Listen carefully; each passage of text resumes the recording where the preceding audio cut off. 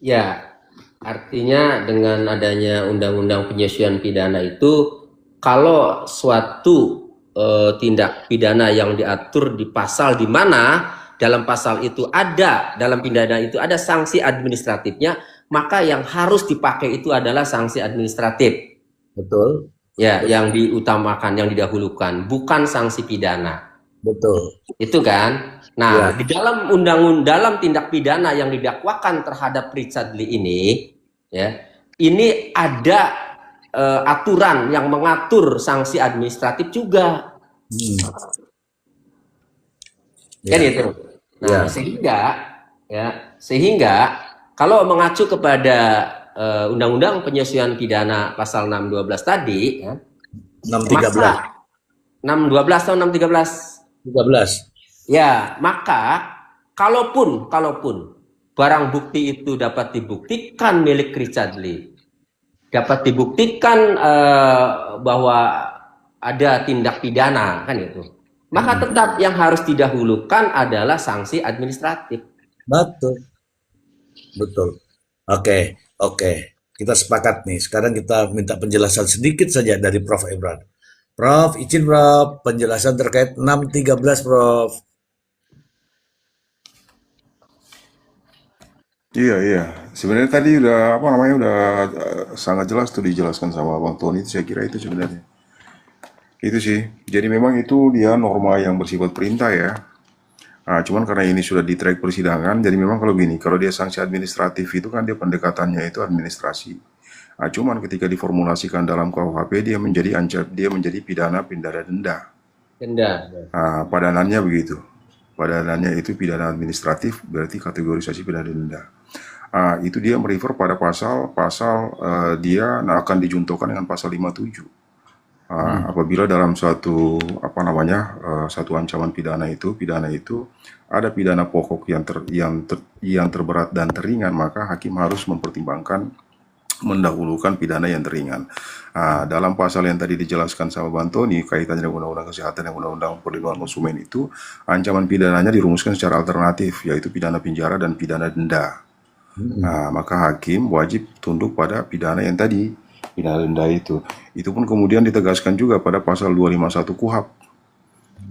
Kaitannya dengan pedoman pemidanaan, hakim ketika menjatuhkan pidana harus mengikuti apa namanya pedoman pemidanaan sebagaimana dimaksud dalam buku ke-1.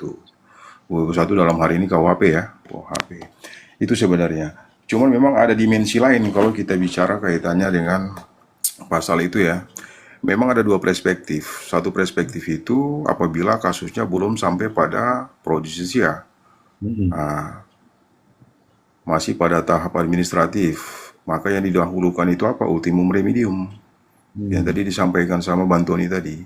Ah, Artinya ketika ada satu perkara, satu isu ya, satu isu yang berkaitan dengan apa isu administrasi dan isu apa namanya isu pidana, maka ya saya kira BPOM ini kan sebenarnya apa namanya satu lembaga yang memang diberikan kewenangan secara atributif untuk pengawasan obat dan makanan.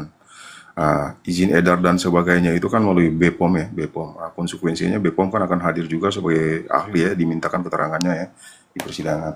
Harusnya penanganannya itu terlebih dahulu melalui penanganan administratif. hmm. Ah, itu. Cuman ini entah bagaimana kok udah langsung direct aja ke sana. Itu pertama.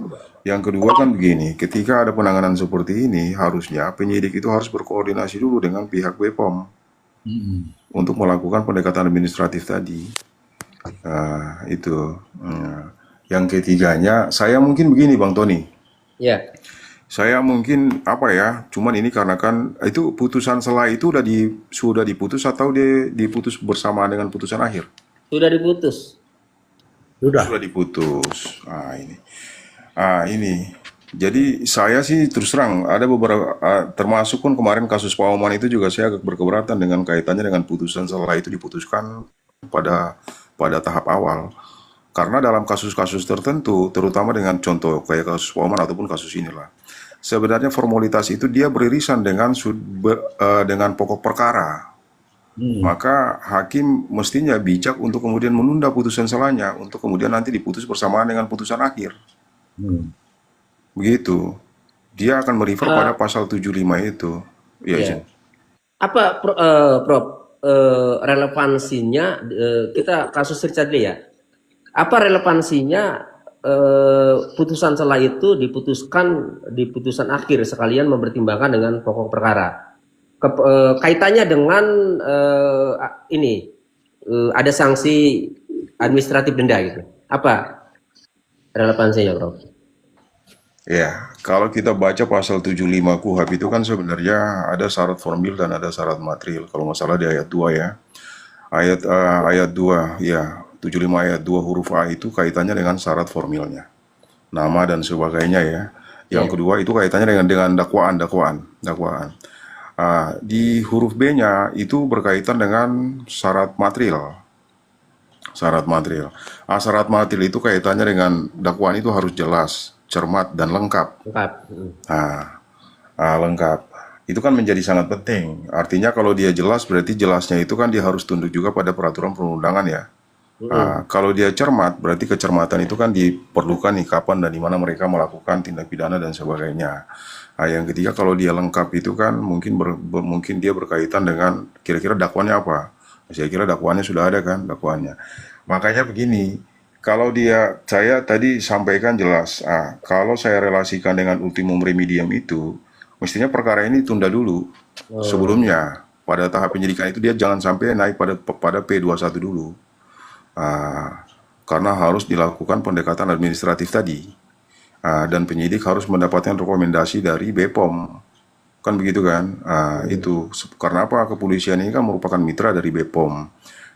Tapi kalau misalkan tidak ada rekomendasi, ya saya kira artinya penyidik kemudian berjalan sendiri.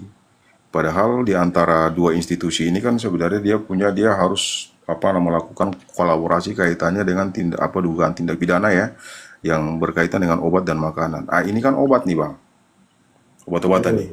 Jadi rekomendasi BPOM itu menjadi salah satu yang sangat penting. Jadi ketika PPNS itu dia sudah melakukan penyelidikan, itu kan kemudian bisa diberikan rekomendasi kepada penyidik untuk kemudian ditindaklanjuti dalam bentuk pro justisia tadi kan. Kalau enggak kan jadi begini, berbelit-belit kan.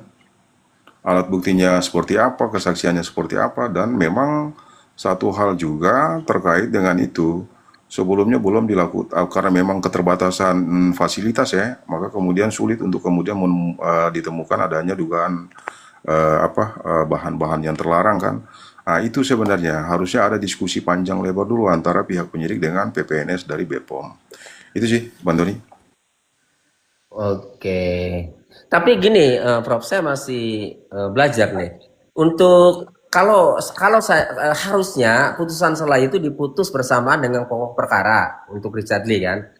Nah, memang perlawanan atau eksepsi dari saya waktu itu belum masuk, Prof. Karena saya waktu itu masih sidang di Poman ya, di Juni itu kan. Nah itu eksepsi atau perlawanan itu diputus putusan selah itu saya juga belum masuk. Saya masuk itu mulai pembuktian tuh, sidang saksi itu. Saya baru masuk di kasus Richard Lee ini kan. Nah seandainya diputus berbarengan dengan pokok perkara di akhir, ya yang diharapkan atau yang seharusnya nih bagaimana, Prof, perlawanan atau putusan selah ini di kasus Richard Lee ini?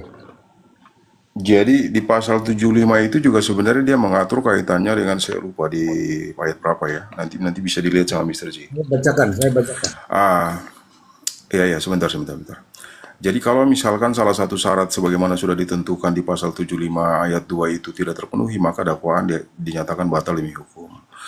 Konsekuensinya hakim dapat menunda. Karena biasanya ketika eksepsi ini kita anggap, perlawanan kan biasanya itu sudah mulai beririsan dengan pokok perkara kan, ada dimensinya. Iya.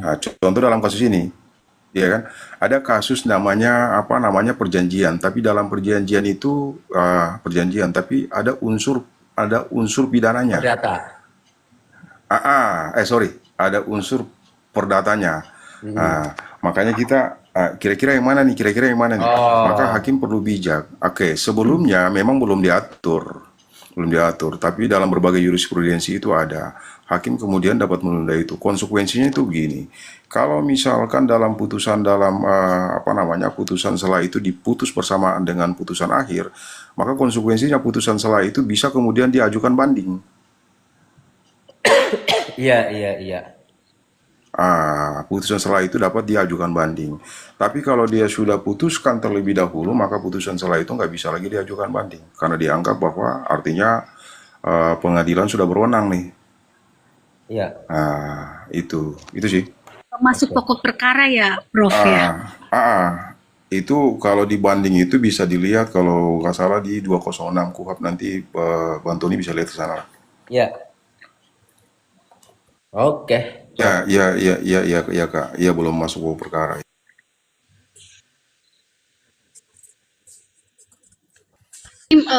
Pak Todi, yang menarik lagi kan kalau saya ngikutin beberapa kali persidangan gitu ya, itu banyak sekali yang saya katakan berbeda dengan BAP dan fakta persidangan. Itu kan mesti akan berdampak, ya kan? Jika fakta di persidangan berbeda semua dengan berita acara pemeriksaan, maka keterangan di persidangan yang diutamakan, gitu kan? Karena Betul. hakim mengadili berdasarkan fakta yang diungkap secara langsung gitu. Betul. Di bawah sumpah di depan sidang, maka yang dipakai itu adalah yang di fakta persidangan, hakim menilai itu, bukan dalam BAP. Itu aja sih. Saya tambahkan sedikit izin Bang Tony ya. Iya. Boleh. Sebenarnya iya, memang ada perbedaan antara apa yang disampaikan di BAP dan apa yang kemudian tersaji di persidangan ya. Memang kalau yang tersaji di persidangan itu memang berkonsekuensi sebenarnya langsung dirumuskan kan 291 itu kan berarti keterangan di bawah sumpah ya. Iya. Keterangan palsu di bawah sumpah di depan persidangan. Itu. Tapi pertanyaan kemudian tuh begini, kalau misalkan keterangan itulah yang kemudian membawa si tersangka lalu menjadi terdakwa, ini apa konsekuensinya? Konsekuensinya harusnya kan ada dampak ya. Harus ada dampak tuh.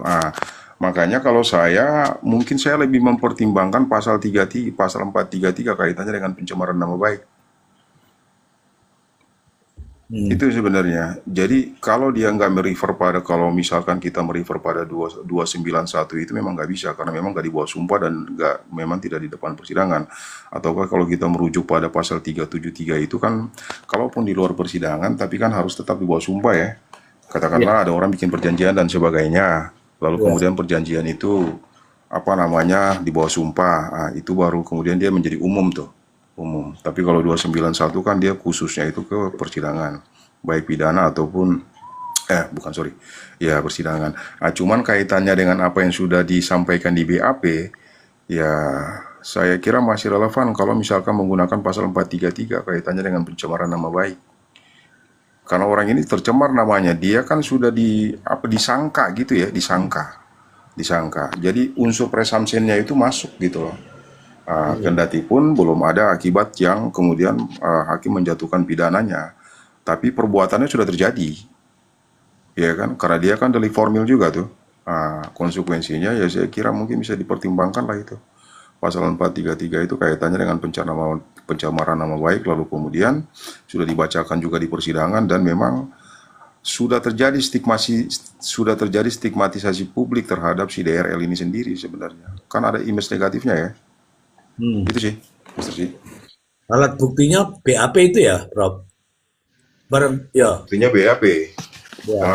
Pasti satu yang bohong kan. Kalau misalkan karena kan nggak mungkin dua-duanya benar. Artinya ketika dia menyampaikan sesuatu yang tidak benar kan berarti kan mencemarkan nama baik tuh. Itu sih. Apa nanti kira-kira bisa juga dijuntukan ke pasal 27A itu atau tidak ya tergantung karena ini kan disorot media juga kan. Iya. Itu. Terima kasih Bang Tony, izin. Oke. Silakan. Prof. Teman-teman, kesempatan terakhir karena sudah ada kosong-kosong di atas, silakan yang ingin bertanya. 1, 2, 3, 4, 5. Oke, kalau begitu Bang Tony closing statement. Masih mau tanya lagi enggak itu? Ya sudah saya hitung, nggak ada yang nanya. Yang di bawah, teman-teman. Tuh, Ini Bang Tony, Aja ini aja. Bang Tony beres. izin aku mau tanya. Ya, oke. Izin. Ini kan saya kan mengikutinya melalui apa namanya siaran langsung ya waktu sidang. Tapi kan Pak Tony ini ada dalam salah satu tim PH-nya.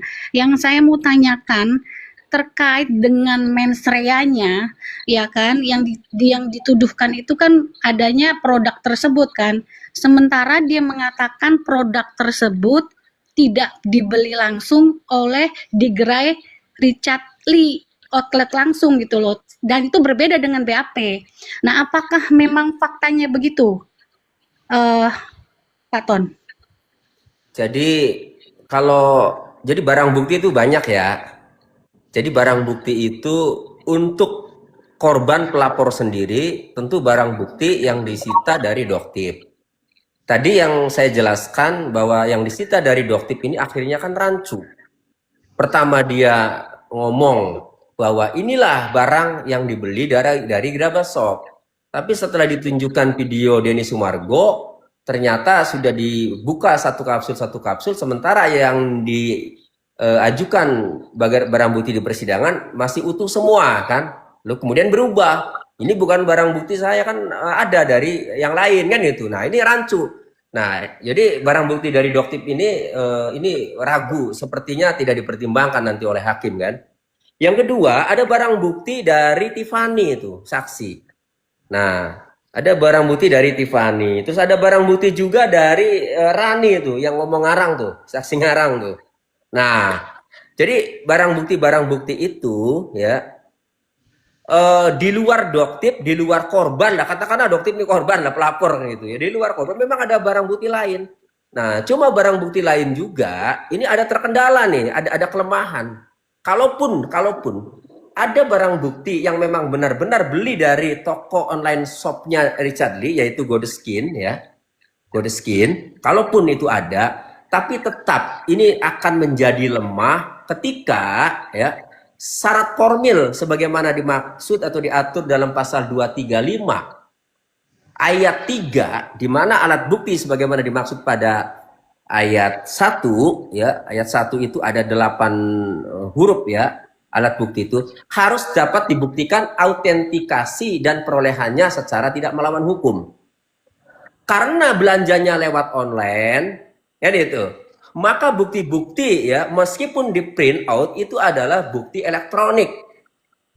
Persoalannya adalah bukti elektronik yang disajikan invoice yang beli dari Godeskin itu kan, itu tidak pernah dilakukan laboratorium forensik, pemeriksaan digital forensik, sehingga autentikasinya itu tidak dapat dibuktikan. Nah ada yang pernah sidang, mungkin rekan-rekan pengacara menggunakan KUHP baru ya, kalau mengajukan barang bukti elektronik, alat bukti elektronik yang tidak dilakukan pemeriksaan forensik, itu dikesampingkan oleh hakim.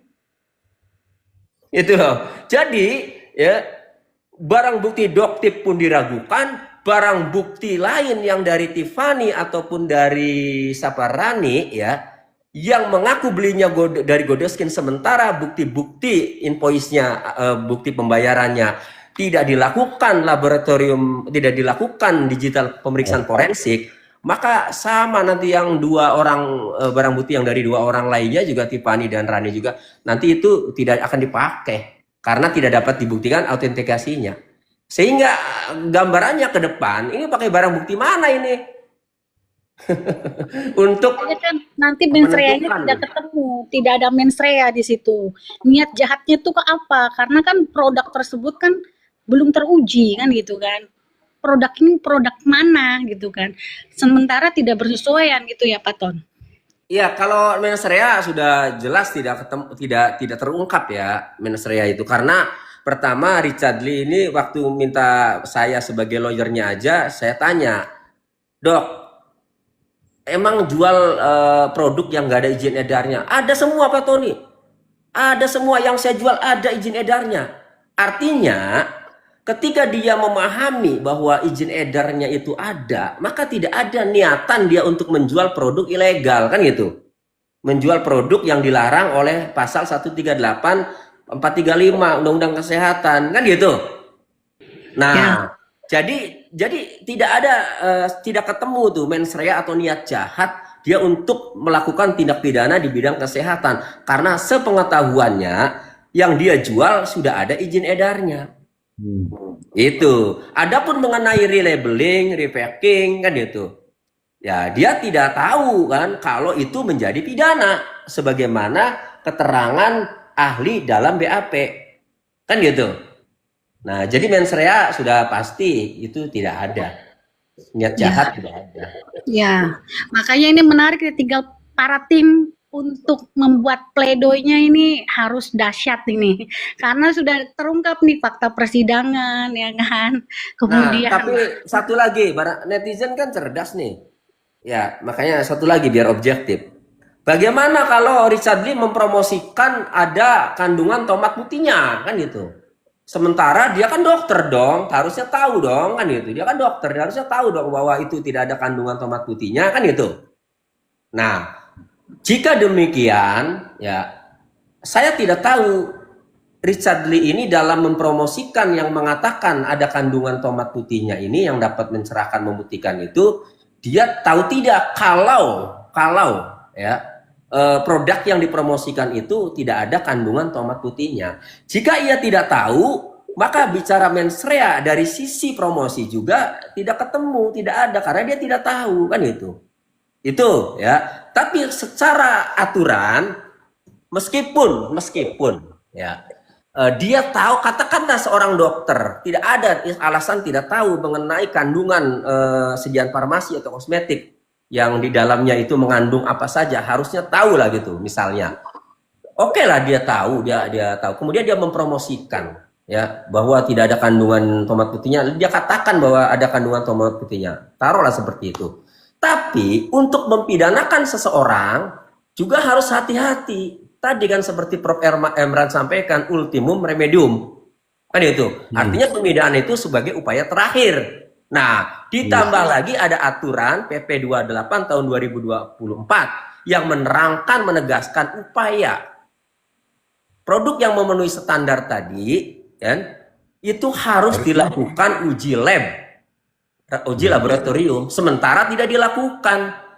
Itu. Jadi ini banyak dihadang oleh aturan-aturan ya, tindak pidana yang didakwakan terhadap Dr. Richard Lee ini. Begitu.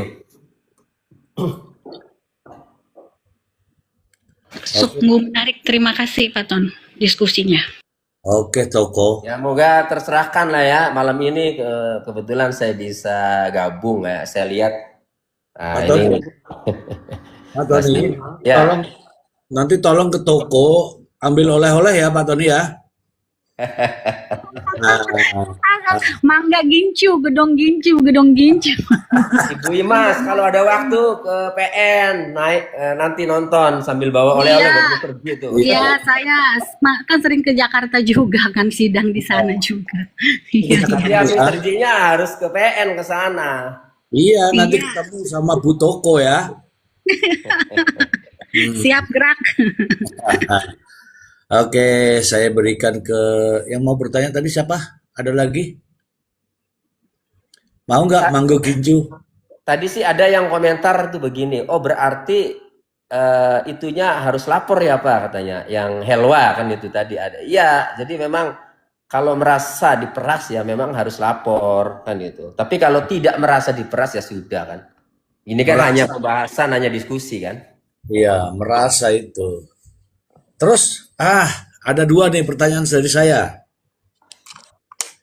Satu, Ini khusus ada saya, Mas Mr. J dilanjutkan sampai jam 1 biar puas pada tuh. Oke. Kalau ada yang mau naik lagi boleh, kalau mau muat. Oke, gampang. Nanti saya kasih di atas handphone, enggak apa-apa. Gampang.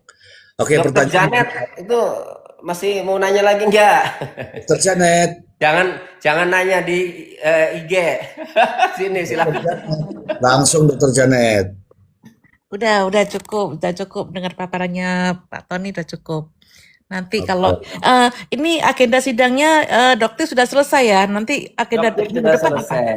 Jadi agenda sidang selanjutnya ini ya di Kamis depan eh, harusnya sih menghadirkan itu Grabasop sama Reselsop ya. Oke. Grabasop adalah Arman, Reselsop Suyanto. Tapi Reselsop kan informasi dari jaksa kan meninggal dunia ya, Oh, Suyanto. Nah, Buktinya tinggal apa? Grabasop. kira-kira mereka mau datang nggak? Enggak, buktinya apa? Dia meninggal dunia.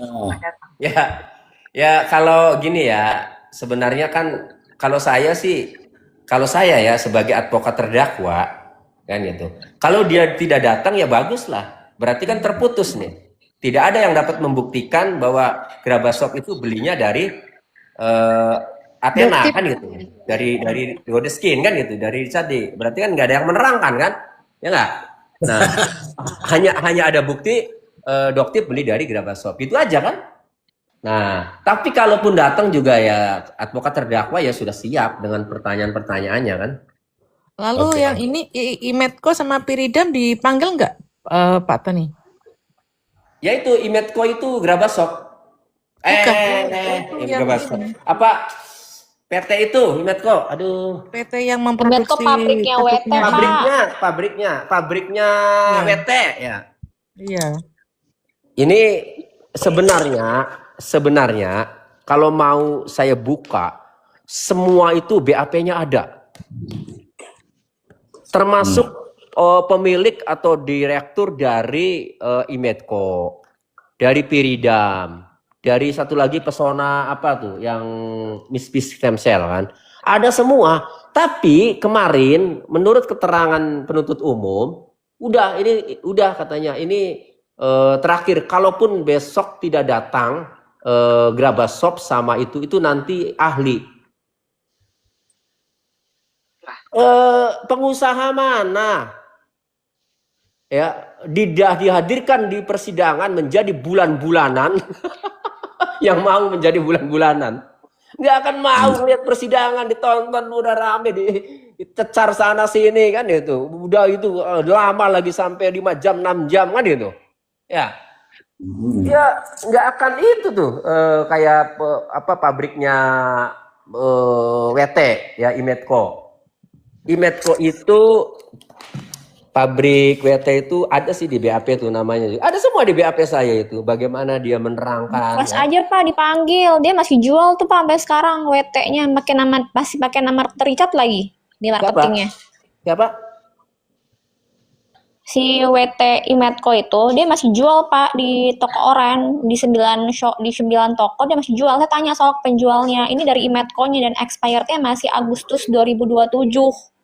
Dia masih jual dan dia masih pakai kemasan WT Pak. Kalau emang itu Clubio ya ubah aja ke glutathione. Tapi dia masih jual Pak, masih jualnya pakai WT di kemasannya kan dia jual per saset WT. Pakai nomor BPOM-nya yang udah dicabut. Expirednya 2027 Agustus dan saya tanya penjualnya dari siapa? Ini Ripe Imetko-nya masih jual. Ditanya tuh Pak. Mantep ini. Nanti kalau dia kalau datang gitu- kalau dia datang kita cecar pakai informasi dia nanti. Si jaksanya tuh juga aneh sih Pak. Maksud saya mohon maaf ya, jaksa yang NM tuh masih udah tahu ya poinnya apa. Ini kayak pelenger-pelenger saya lihat jaksanya JPU-nya tuh. JPU yang Tangerang. Makanya disekak banget kan sama pengacaranya Pak Tony sama Pak itu yang kemarin. Soalnya menurut saya JPU-nya agak-agak kurang gimana gitu, JPU yang Tangerang.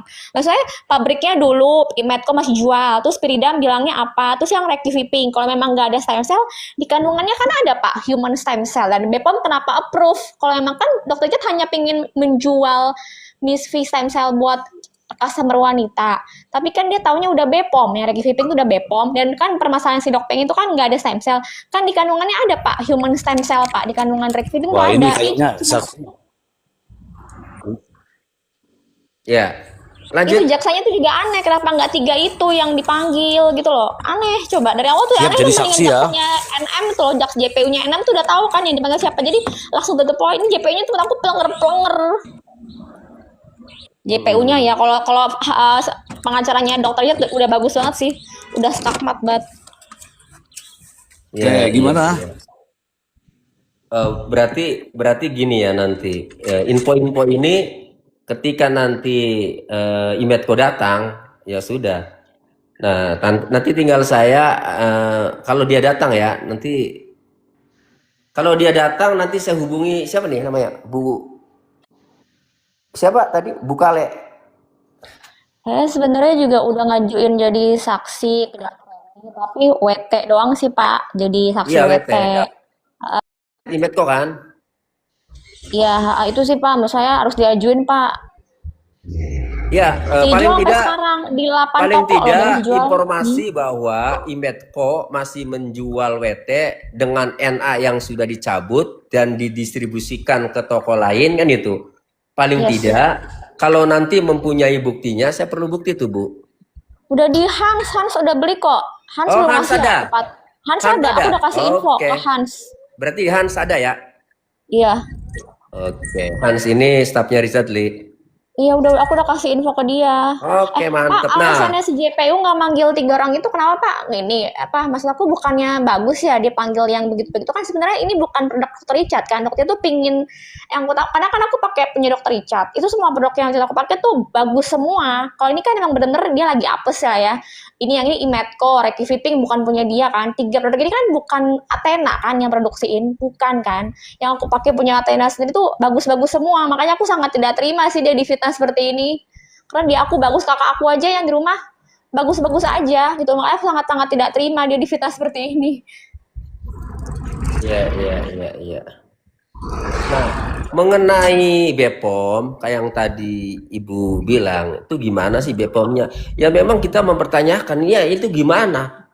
Ya, orang kok berani-beraninya membuat siaran pers bahwa WT tidak mengandung tomat putih, sementara dia tidak melakukan lab, kan itu? Ya, lalu dia bagaimana tuh bisa mengatakan tidak mengandung tomat putih yang siaran pers? Itulah yang kemudian digunakan ya oleh Doktip kan ditampilkan juga kan ya oleh Doktip siaran pers itu kan. Nah, dan ketika saya tanya dari mana saudari mengetahui bahwa produk WT tidak mengandung tomat putih sementara saudari juga tidak melakukan laboratorium, tidak menguji lab. Kan saya tanya juga ke Doktip. Ya jawabannya mengacu kepada siaran pers BPOM. Jawaban Doktip. Itu. Ini Pak Tony, kan semula Diselingin dikit ya, dikit aja. Jawabannya gampang. Ya, Doktif, susu beruang ada beruangnya enggak? Terus kacang cap 2 kelinci. Enggak gitu kali. bukan Pak Tony. Kalau awal muasalnya kan si topeng yang koar-koar bahwa harusnya itu sesuai dengan nama inci yaitu Solanum leucopersicum kan begitu. Ya. Dia kan koar-koar. Nah, kemudian BPOM membuat rilis tidak ada tomat putihnya. Jadi duluan Doktip speak up gitu ketimbang Iya, BPOM duluan rilis. dokter. Saya Iya. pikir Doktip menggunakan rilis BPOM. Tidak, tidak. Topeng Lalu duluan dari yang- mana dasarnya Doktip speak up mengenai WT itu? Karena dia itu prinsipnya dia itu membandingkan jadi dia ada produk yang dari luar negeri itu ingredientnya ditulis Solanum leucopersicum itu nama inci gitu nama Latin dari tomat putih begitu. Jadi Dr. Richard Lee kalau mengaku itu produknya mengandung tomat putih harusnya ditulis Solanum leucopersicum. Dia kan keluar-keluarnya begitu sampai ke DPR RI kan keluar-keluarnya begitu. Terus dia juga membandingkan Clubio dengan WT. WT-nya ini kan Dr. Richard Lee dengan sama-sama melihat bentuk kapsulnya sama, serbuk putihnya sama, begitu. Dia kan di sosmed kan teriak-teriak begitu. Terus dia lapor BPOM, nggak ngerti gimana lapornya BPOM. Terus BPOM membuat rilis bahwa tidak ada tomat putih, gitu. Padahal itu tadi BPOM tidak melakukan uji laboratorium, kan begitu. Ya. Apakah rilisnya BPOM ini tergiring opini dari Doktip karena takut dengan audiens atau netizen atau gimana kita kan juga kurang tahu. Iya. Saya baru tahu. Saya pikir BPOM dulu, kemudian Enggak, digunakan oleh Doktif. semua ini kan bermulanya dari Doktif yang keluar-keluar, semua ini kan bermulanya dari Doktif yang keluar-keluar di sosial media. Iya, iya, iya, iya. Baru tahu saya, Dok. Oke. Ujungnya persaingan usaha tidak sehat ya kalau dalam hukum bisnis ya Pak Ton. Karena Doktif juga punya produk. Kalau dia murni tidak ada indikasi kepersaingan usaha tidak sehat itu, kalau dia memang mendapat label sebagai orang yang bisa mereview gitu kan, yang murni mereview. Tapi ini kan dia kan punya produk ya. Ujung-ujungnya bisa persaingan usaha tidak sehat ya. Ya, makanya muncul tuh di media sosial orang BPOM kan ya. Orang BPOM bukan ya, itu mengatakan ini bisa dilaporkan tindak pidana persaingan usaha tidak sehat. Enggak sih, Itu menurut aku ke situ. bisa sebenarnya bisa dilaporkan itu. Ya nantilah itu akan dibicarakan dengan Richard Lila nanti. Nah, itu laporan tersendiri ya. Ya, kalaupun itu dilakukan ya laporan terpisah kan nanti. Perkara terpisah. Tapi menurut itu masuk. Dia kan waktu itu menjawab pertanyaan hostnya itu mereview yang menjatuhkan kan gitu.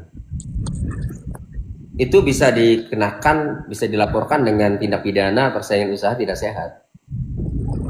Izin Pak Tony, kan dari penjelasan-penjelasan yang Bapak berikan tadi, saya yakin Bapak pasti punya upaya hukum lain agar menjadikan satu hal pencerahan juga buat kita semua, agar tidak terjadi lagi kasus seperti ini gitu loh. Jadi ada efek jerah lah.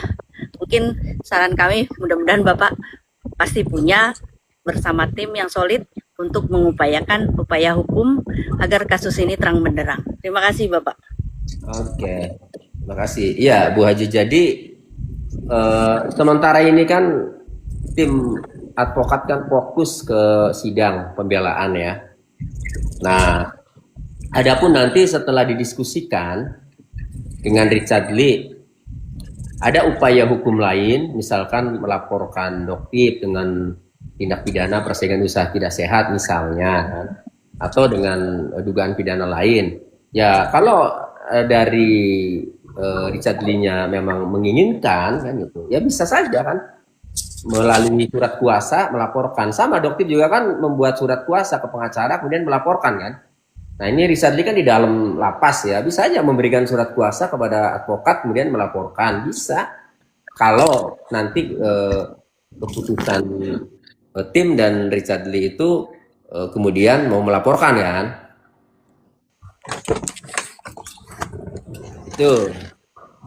Jadi ada upaya, bisa ada mungkin juga upaya lain, upaya lain dilakukan. Menarik nih Pak Ton, izin. Ada yang di bawah tuh bilang kok bisa dikatakan persaingan bisnis sementara menjualnya beda lah. Kalau pendapat saya, kenapa itu bisa ke persaingan usaha tidak sehat? Dikarenakan bukan karena bedanya, tapi ada kesamaan sama-sama menjual kosmetik kecantikan. Kompetitor itu. Gimana pendapatnya Pak Ton? Ya sebenarnya sih kalau yang namanya persaingan bisnis ini kan tidak diatur di dalam undang-undang kan. Yang diatur di undang-undang tadi persaingan usaha tidak sehat kan itu.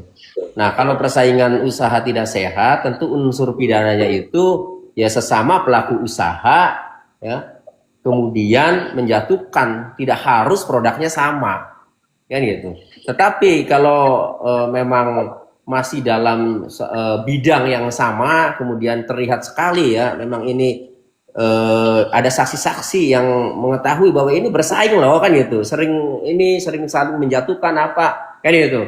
Nah itu kan bisa didukung dengan hal-hal seperti itu kalau persaingan usaha tidak sehat. Tapi kalau persaingan bisnis yang menjadi komentar ini ya, komentar siapa namanya? Abah Angon ya. Abah Angon ya. Kan produknya beda, kok persaingan bisnis gimana? Jawab coba gitu ya.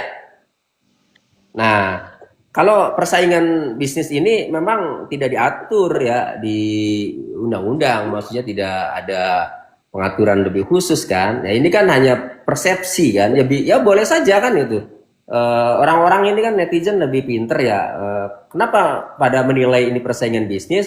Karena ini sama-sama pelaku usaha yang bidang usahanya sama, yaitu klinik kecantikan dan skincare ya. Dan jualan skincare kan gitu. Jadi itu yang dipahami oleh masyarakat bahwa itu persaingan bisnis karena bisnisnya di bidang yang sama. Itu sih pemahamannya.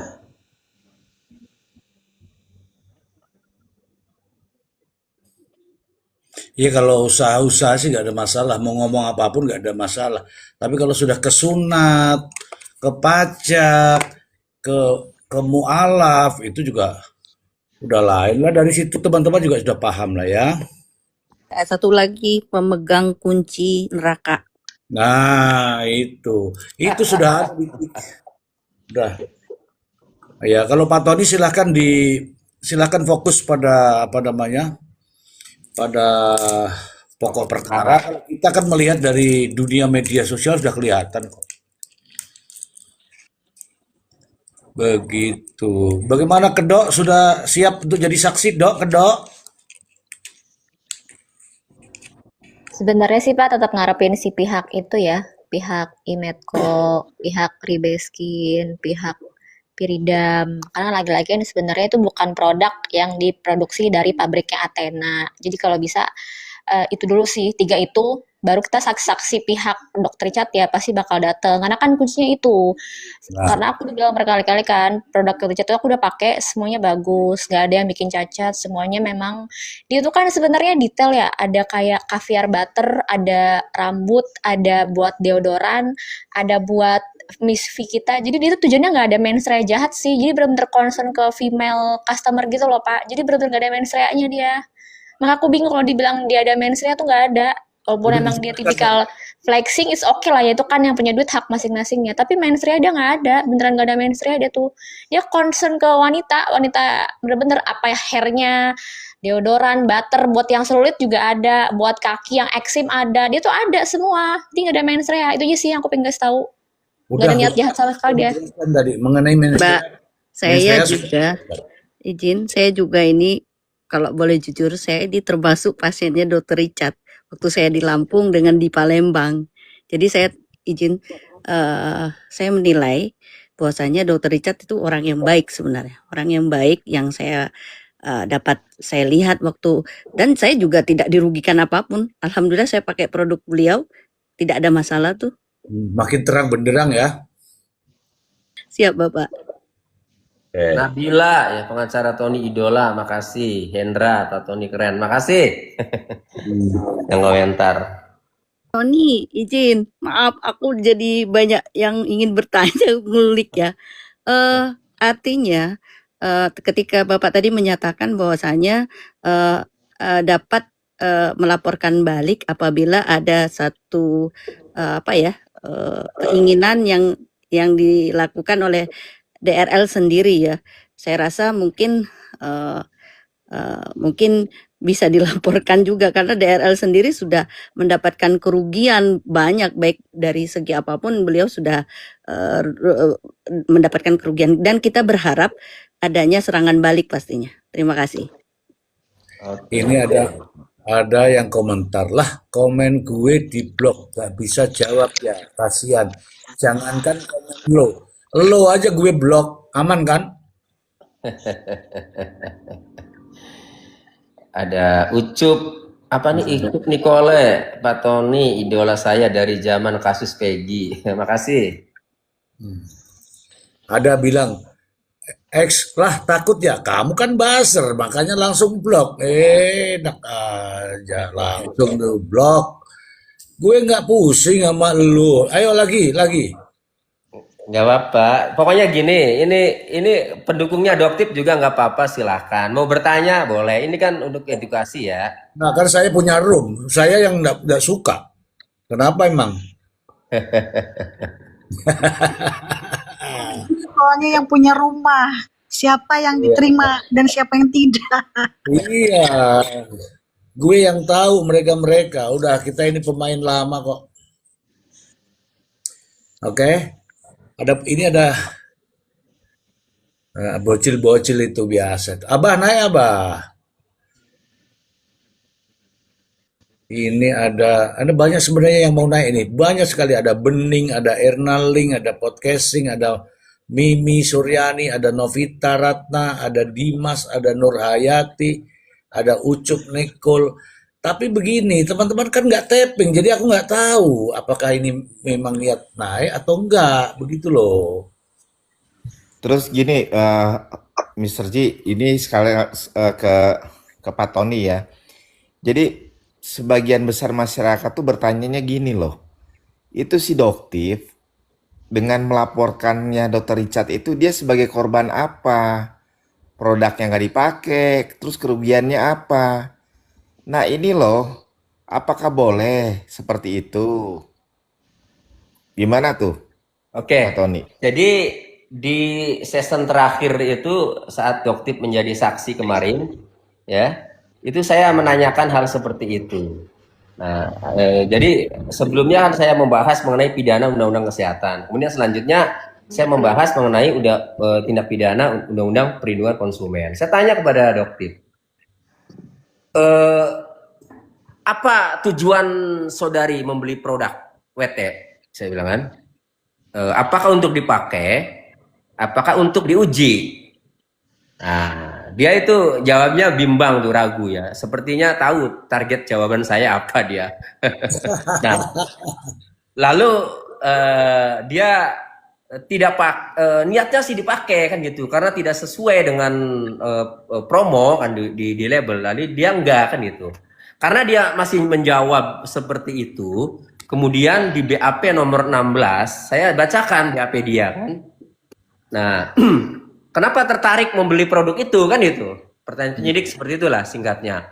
Lalu dia jawab, dia bukan tertarik, apa tujuan ya, tujuan. Nah, lalu dia jawab, itu kan tujuan dia membeli itu untuk memastikan benar atau tidak kan gitu. Ya, untuk memastikan benar atau tidak yang dijual itu kan, ya, yang dipromosikan itu. Nah, lalu saya tanyakan lagi, konfirmasikan lagi kan ke Doktip kan. Nah, ini bagaimana maksud jawaban saudari ini seperti ini, saya bilang kan gitu. Nah, tapi tetap dia menjawab apa ya, menghindari jawaban tidak mau pakai kan gitu, tidak untuk pakai. Nah, kalau jawaban seperti ini, kalau saya pahami, ini kan untuk menguji. Nah, kalau untuk menguji, saya bilang di mana letak kerugiannya? Karena orang kalau melakukan pengujian, eksperimen, ia sadar mengeluarkan uang untuk membeli bahan untuk diuji. Kan itu.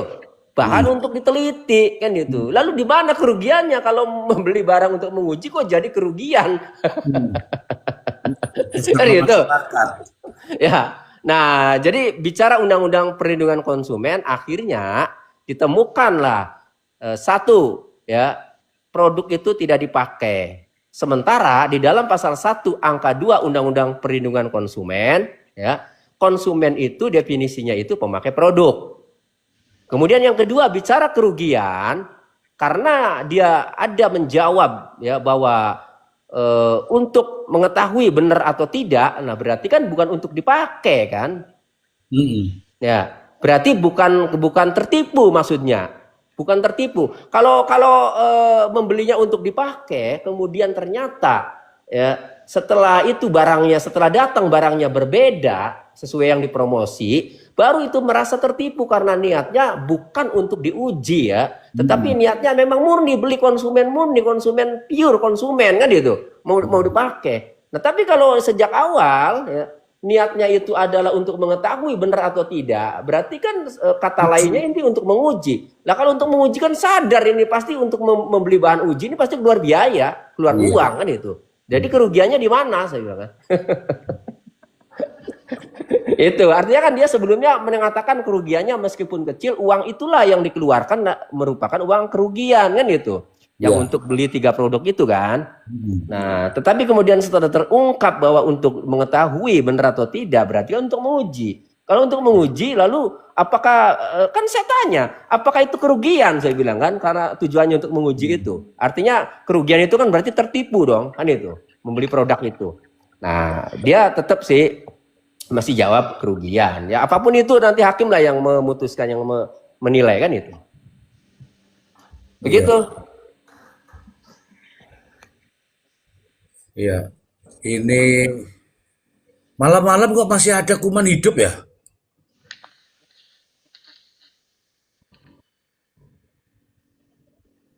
Ini namanya Pret Boy. Pret Boy kok masih hidup ya? Apa perlu disemprot? Pak, semprot. Samira itu dia belum tidur dengerin Bang Tony ngoceh.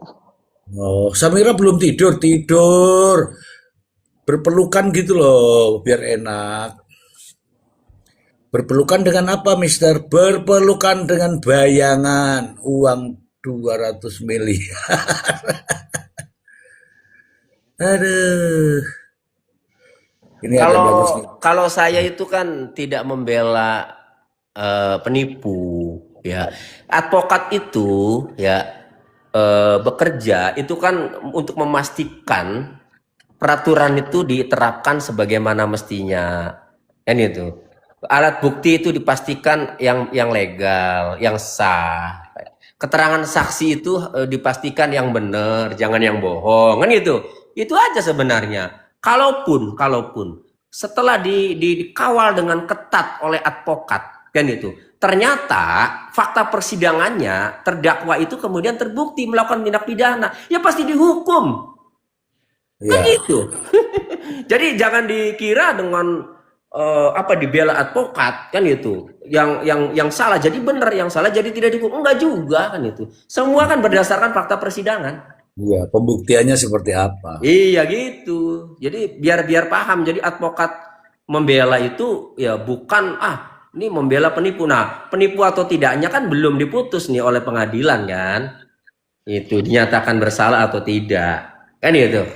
Nah, jadi lebih kepada membela hak hukum terdakwa yang berhak atas satu, ya, dalam pemeriksaan itu harus sesuai aturan, alat bukti juga harus sesuai aturan, itu. Keterangan saksi juga harus benar, jangan mengada-ngada, kan itu. Hakim dalam menilai alat bukti juga ada pembelaan-pembelaan atau ada masukan-masukan dari advokat, gitu. Kan hakim itu diam-diaman ini. Ketika ada advokat yang bertanya maupun menerangkan, paling tidak yang hal-hal yang hakim cocok kan diambil itu. Oh iya, ini kan dicatat oleh hakim. Nah itu yang akan dijadikan pertimbangan, kan itu. Aku mau bertanya deh. Yang kedua, yang pertama sudah tadi ya. Yang kedua, itu kan ditanya itu. Meskipun bukan materi pokok, tapi kan ada di dalam BAP. Terus, Anda ini masih bersuami. Apakah itu masih suami Anda? Itu kenapa nggak langsung dijawab itu ya, Bang Doni ya?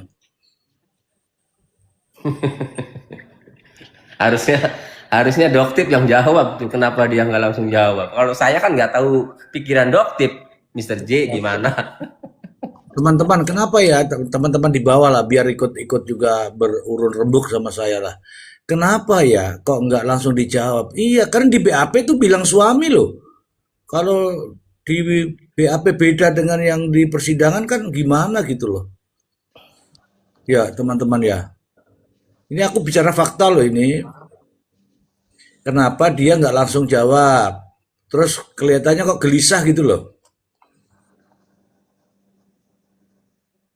Karena bingung antara antara yes or no.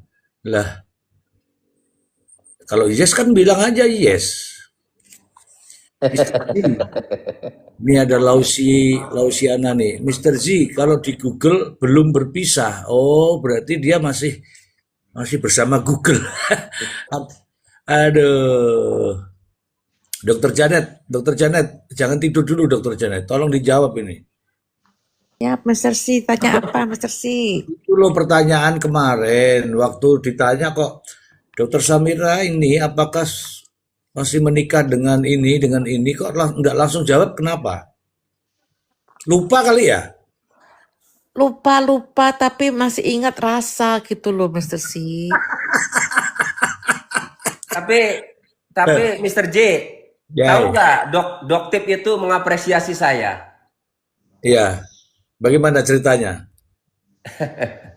Jadi karena sebelumnya kan dia dihantam oleh tim advokat itu dengan pertanyaan-pertanyaan yang menurut Doktip di luar pokok perkara kan gitu. Nah, tapi ketika saya bertanya ya, menurut Doktip ini masuk pokok perkara kan gitu. Ya kan yang menilai Doktip semua itu kan. Ya, masuk pokok perkara sehingga ketika break itu kan sidang break ya sore ya, nanti itu jam 5:30 kalau nggak salah. Nanti dimulai lagi jam 7, jam 6-an lah. Kemudian langsung doorstop itu saya mengapresiasi katanya. Oh, dia ngomong. Lawyer Tony kan gitu. Karena dia menanyakan bertanya ya, masuk ke pokok perkara kan gitu. Jadi saya nih biarpun kencang tegas ya alhamdulillah ya, Doktip masih senyum sama saya. Jangan sampai tergoda dengan senyumannya ya. Oh, kita Jangan profesional. tergoda, Pak Tony. Dia mah akal bulus begitu, karena yang lain nggak bisa diajak ketawa. Kalau yang lain kan memang udah bagus tuh. Ngapain dipertensi Samira? Tapi saya nggak khawatir. Pak Tony punya cara tersendiri. Ya, tapi ya apapun itu saya juga punya apa namanya ya, punya protap tersendiri dalam bekerja kan. Iya, iya. Semua ya saya Orangnya kerja itu tegas, semua saya senyumin kan gitu. tahu, tapi dia framing nanti kayak lawyer yang sebelumnya. Dikira tuh lawyer yang sebelumnya ini yang udah digantikan. Karena dia terlalu ramah, jadi di framing sama dia seolah-olah nggak mau kerja sama Richard gitu. Tukang framing, hati-hati sama dia. Senyuman salah artikan sama dia. Anggap ini Bu Fitri sebagai apa namanya masukan Pak Tony. Iya. Ya, terima kasih masukannya. Mungkin Ibu Fitri jauh lebih mengenal kan gitu. Ya. Lebih tahu sikap dia di sosmed. Dia kalau di sosmed nuduh Dr. Richard framing, padahal dialah yang tukang framing. Ngawur.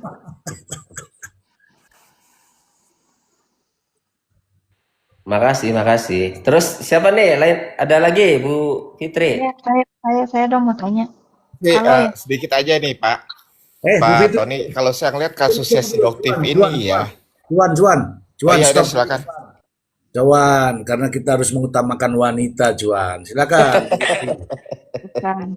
Saya cuma minta pendapat aja dari kesaksian para saksi itu. Kan ada tuh perempuan yang di BAP. Saya ngarang aja cepet-cepet. Itu gimana?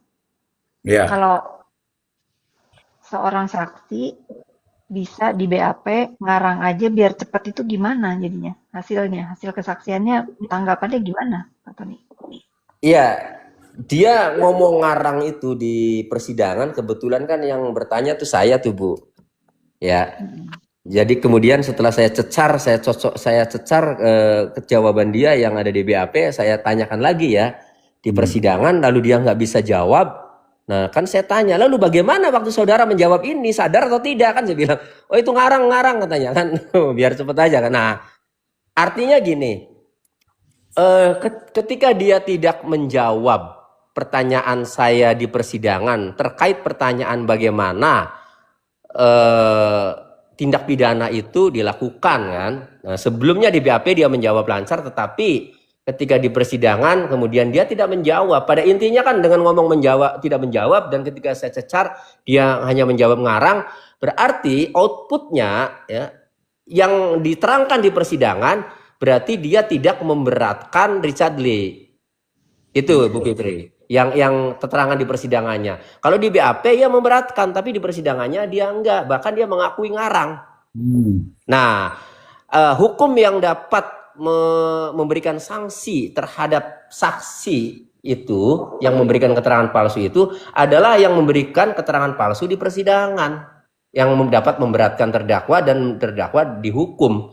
Nah, sementara ketika dia di persidangan kan menyampaikannya tidak memberatkan terdakwa.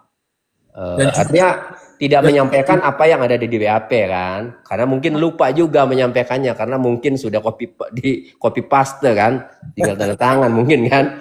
Nah, jadi kesimpulannya ya sepanjang dia di persidangannya tidak menerangkan kesaksian palsu ya belum bisa sih diberikan sanksi pidana, Ibu Fitri. Iya. Gini, Dan jujur ya, terkait ramainya ada pendampingan yang bukan lawyer itu bagaimana?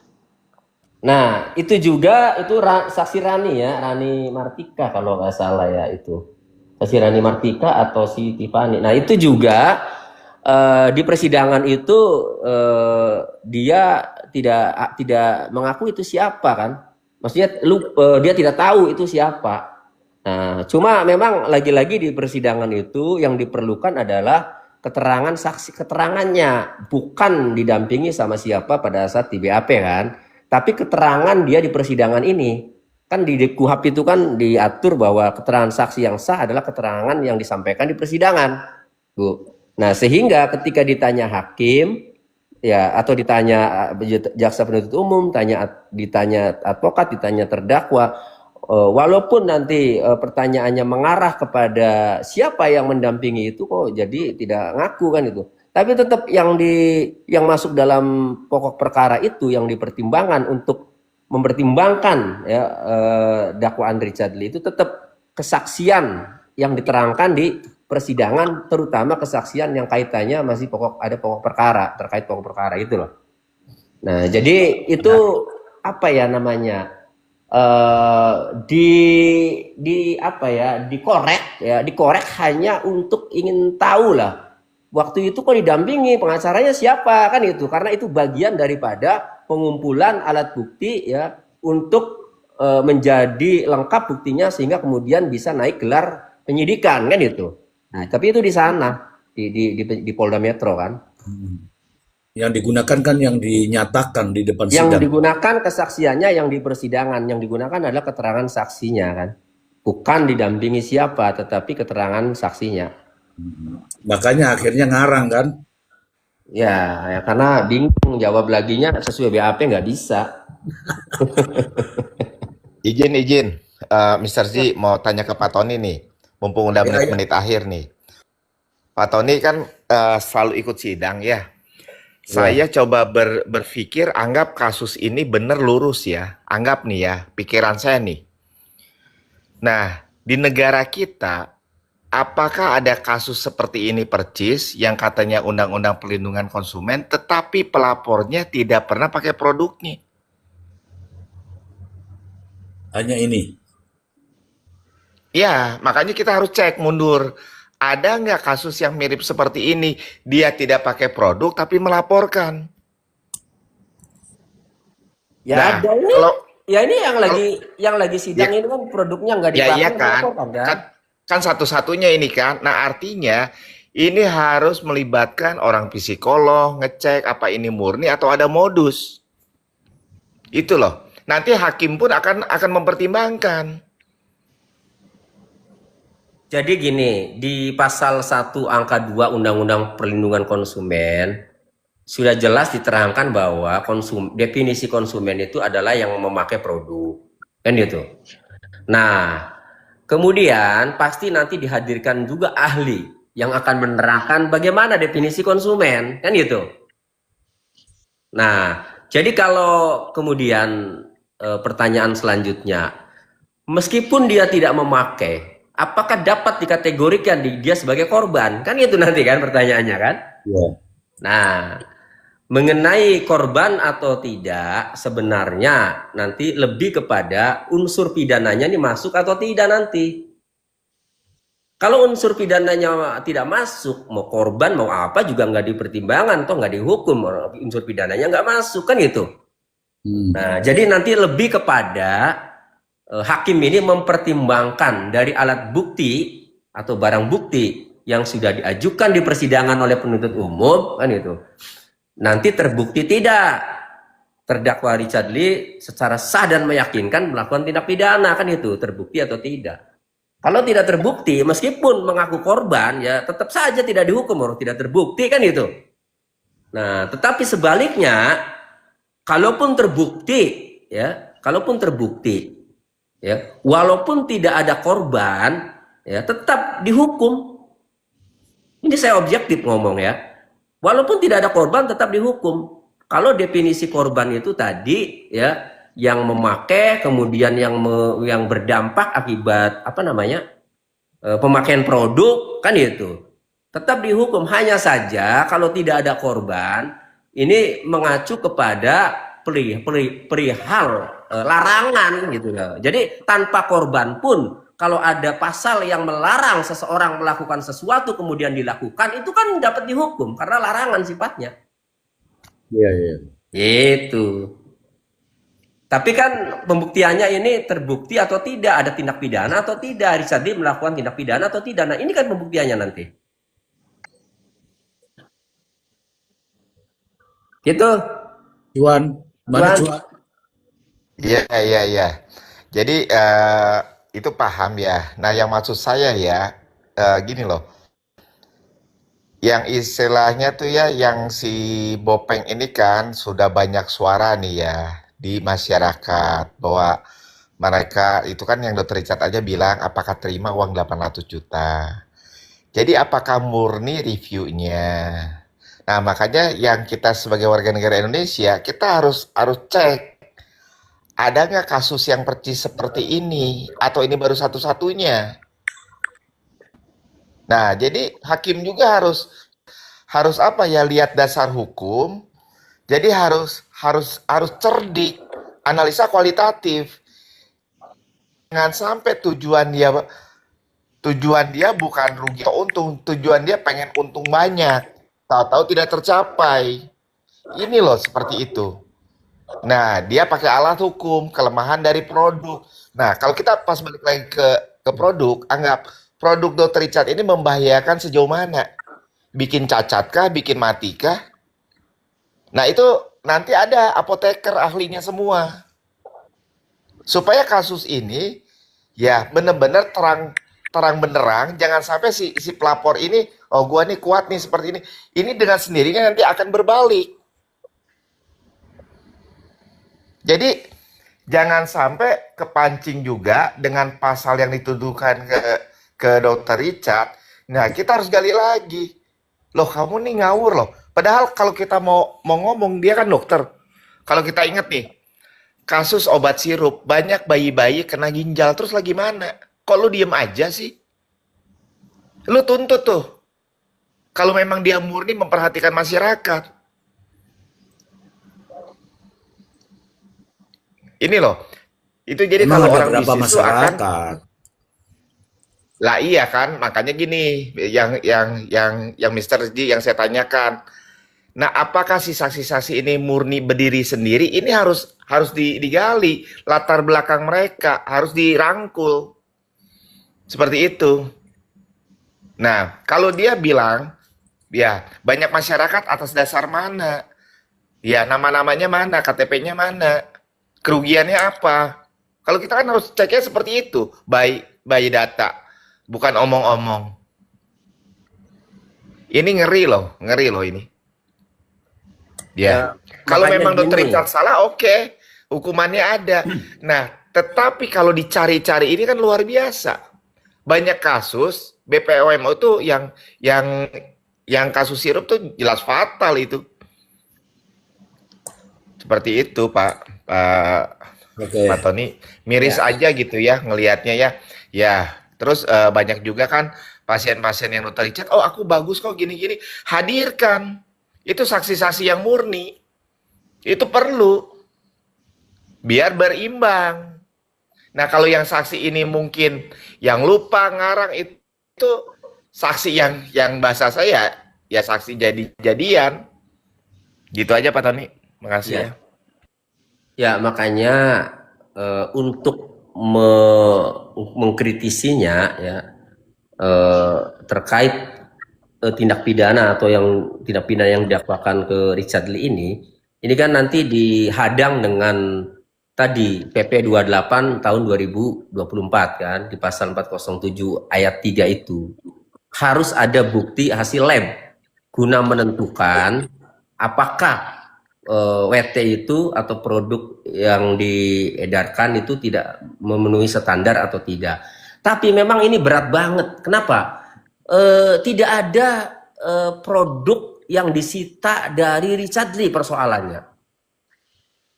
Nah, kalau ada produk yang disita dari Richard Lee, ini mungkin ya sangat kuat karena produk itulah yang disita. Tapi ini produk yang dihadirkan sebagai barang bukti ini, ya, ini produk semuanya itu bukan dari Richard Lee, dari Doktif, dari Tiffany, dari Rani kan gitu. Nah, sementara Doktif belinya dari Grabashop kan gitu. Nah, kemudian Tiffany meskipun belinya dari Godeskin ya juga belum diverifikasi nanti kan alat buktinya, terutama bukti elektronik ya, bukti invoice-nya, bukti pembayarannya kan itu. Yang di screenshot ya atau yang di PDF kan dicetak. Nah, itu juga tidak dilakukan pemeriksaan forensik sehingga autentikasinya kan diragukan. Kan itu. Jadi banyak ini, cuan ini dihadang oleh aturan yang sangat banyak. Ya, alat buktinya. Pak Tony, ini ada datang teman kita dari Amerika Serikat. Silakan.